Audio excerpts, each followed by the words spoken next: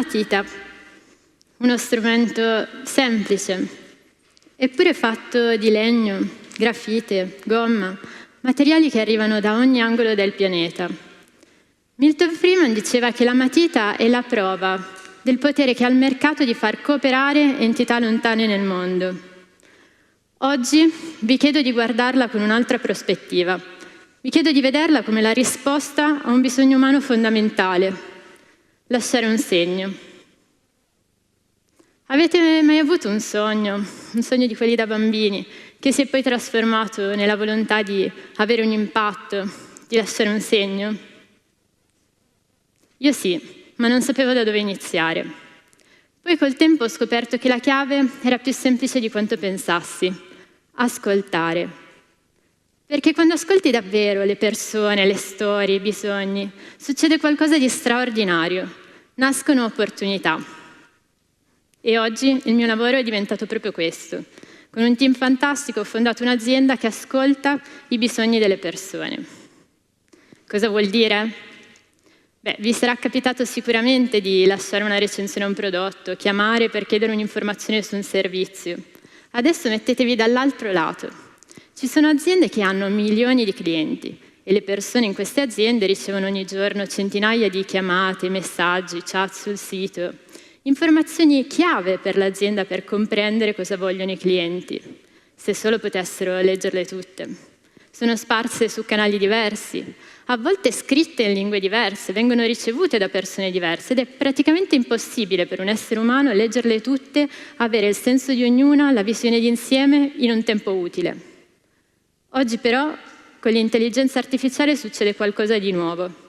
Anche le informazioni qualitative non strutturate diventano quantificabili, perché gli algoritmi sono in grado di riconoscere che quel problema, espresso letteralmente in 1000 modi diversi, è in realtà lo stesso, che non è un commento isolato, ma un segnale che appare centinaia di volte. Non ascoltato potrebbe far perdere clienti, ascoltato potrebbe aprire una nuova opportunità. Ed è questa l'idea che voglio condividere con voi oggi. L'intelligenza artificiale ci permette di ascoltare ogni singolo commento e avere la visione di insieme. E le vere innovazioni, le migliori innovazioni nascono dai problemi delle persone, ma per poterli conoscere bisogna prima poterli ascoltare. In questa prospettiva, l'intelligenza artificiale non è solo una chat conversazionale, non è automazione, inviare un'email al posto vostro, ma è vera innovazione, positiva, costruttiva, non sostitutiva.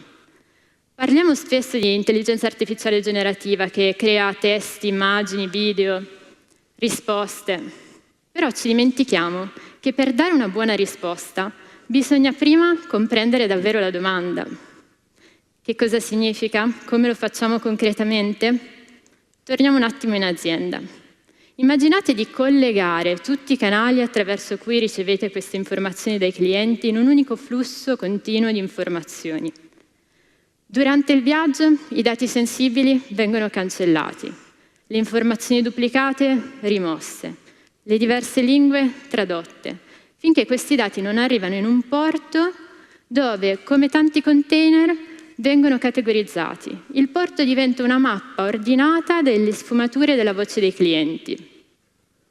Adesso vi racconto una cosa che ci è successa di recente. Un'azienda che consegna la spesa in Europa a milioni di persone sta perdendo clienti. È sicura che il problema sia la velocità di consegna, quindi investe su magazzini, logistica, tecnologia. Missione compiuta. Ordine vasi in pochi minuti. Eppure la soddisfazione dei clienti non cresce. Così si rivolgono a una tecnologia, la nostra, che lavora un po' come il porto. Apre il container dove ci sono tutte le lamentele sulla consegna e lì la risposta è immediatamente davanti agli occhi di tutti. I clienti sì volevano l'ordine in pochi minuti, ma anche con accuratezza. Se quindi loro avessero investito non sulla velocità, ma su ridurre l'errore, avrebbero risparmiato milioni, perso meno clienti e reso le persone più felici. Questo è un utilizzo dell'intelligenza artificiale positivo. Abbiamo oggi la possibilità di ascoltare la società come mai prima. di far emergere opportunità che aspettano solo di essere colte. Un giorno qualcuno ha risposto al bisogno, alla necessità di lasciare un segno con un pezzo di legno e uno di grafite. E poi anche a quella di cambiare idea con la gomma sulla punta della matita. Da un bisogno, anzi due, a un oggetto universale. Intorno a voi ci sono 1000 opportunità che aspettano solo di essere ascoltate e oggi avete strumenti nuovi per ascoltarle. Usiamoli bene per lasciare il segno. Grazie.